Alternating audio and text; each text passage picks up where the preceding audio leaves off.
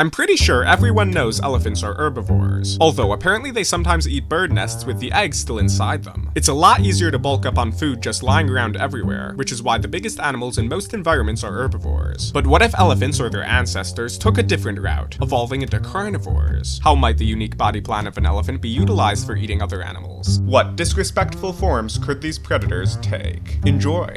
Before we continue, I'd like to remind you to smash that like button and consider subscribing. It's free, helps out a bunch, and you can always change your mind. Also, leave a comment if you have any thoughts on the video. And since I know some of you will be asking, the Oceans episode of Project Apollo is underway. Leave any suggestions down below, I'd appreciate them. Final thing, I'm also considering branching out into fantasy world building. Anyway, let's get back to the video. The transition from herbivore to carnivore isn't a common occurrence in mammals, and for megafauna like elephants it would be especially difficult. Becoming a carnivore requires changes in body plan to hunt, and changes to the gut to digest the meat, and elephants lack a reason or easy path to adopt carnivory. So, to make this change easier, let's say the ancestor of our carnivorous elephants was the earliest elephant ancestor that had a trunk and the capacity for tusks. For whatever reason, a population of these creatures began opportunistically scavenging carrion, bird eggs, and small mammals, snatching them up with their trunks when possible. Most herbivores have a meat-eating streak, after all, and would gladly take a not-so-traditional for their species meal if it was easy to obtain. Perhaps these small proto-elephants developed faster movements to chase prey, built less tanky than our modern proboscideans. They might remain as some sort of bear-like omnivore, a niche seemingly well-suited to their bulk, or develop into active hunters. Spontaneously becoming a carnivore like this would be unlikely, and we'd need to be very lucky for these species to develop in real life, if it's even possible at all. The earliest species in this group might resemble more traditional carnivores, not relying as heavily on their elephant traits. They'd be smaller than modern elephants, and likely have differently shaped skulls, with teeth at the front for delivering bites to dispatch prey. But you probably didn't come here just to see an elephant turn into a wolf. The most notable trait of proboscideans is obviously their trunks, so perhaps these can be evolved into some sort of weapon.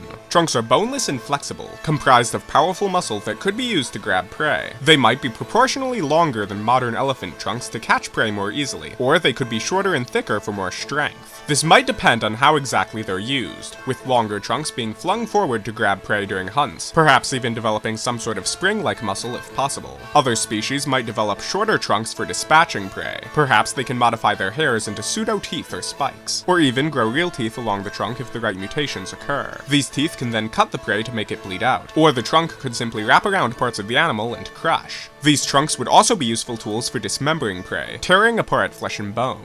If these carnivorous elephants become successful, some species may take on apex predator niches. Already somewhat adapted for size, they might get bigger to take down large prey, or to retain heat in colder environments. Carnivores don't typically get as big as herbivores, so it's unlikely any of these carnivorous elephants would match the size of real-world proboscideans. Anyway, as they get larger, their trunks could become long and muscular enough to constrict small prey that happens into their paths, although they likely can't sustain their dietary needs on just animals smaller than themselves, especially considering the calorie demands of huge trunks and considerable brain power. Speaking of which, some elephants might use their intelligence to hunt in packs, but more on that later. Hopefully they haven't invested too heavily in their trunks, and still developed some self-respecting jaws, as it's possible a trunk could tear if it was used to grab prey too big for it. Biting might be a better option, and some elephants could develop impressive dentition to dispatch large animals. The most notable dentition of real elephants are their massive molars. Just kidding, it's their tusks, which I imagine a carnivorous elephant design should feature. They could develop smaller tusks that act as large canines, used to make bites even more vicious. Or they could develop large tusks like real elephants, but what application would these have in hunting? Ramming or spearing prey is unwise if you don't want broken tusks, and not likely to kill a large animal anyway. Carnivores don't usually develop extravagant display features, so perhaps elephants, having a manipulatory appendage in the form of their trunks, could spear pieces of meat onto their tusks to carry around for later. Perhaps they could also act as a place to rest their long trunks, which might otherwise drag on the ground.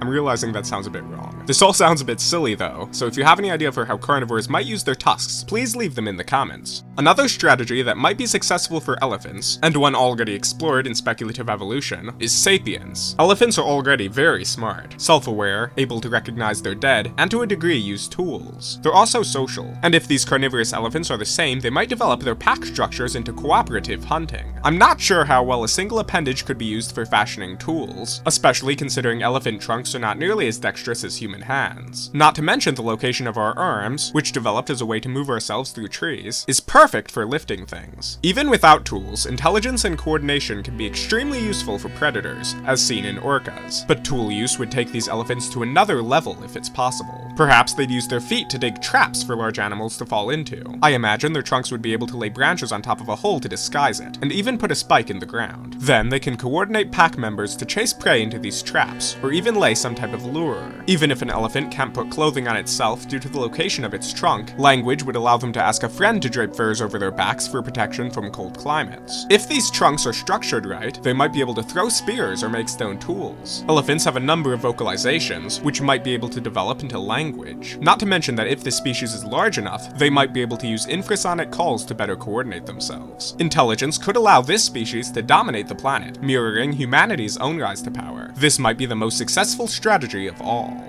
Thanks for watching! I didn't put that much thought into this video, but I was trying to utilize more elephant stuff rather than just mold them to fit other real-world carnivores, which people didn't like about my carnivorous ape video. What animal should be next in this series? Leave your thoughts down below in the comments, and if you've enjoyed the video, please leave a like and subscribe. Also, consider checking out my Patreon if you're in a position to do so, although watching this video is certainly enough. Huge thanks to my patrons on there, and I appreciate all the support. Thank you. Finally, I'd like to apologize to everyone for pronouncing Thylacoleo as Thylacoleo. Anyway, thanks for watching, have a great day, and I'll see you next time.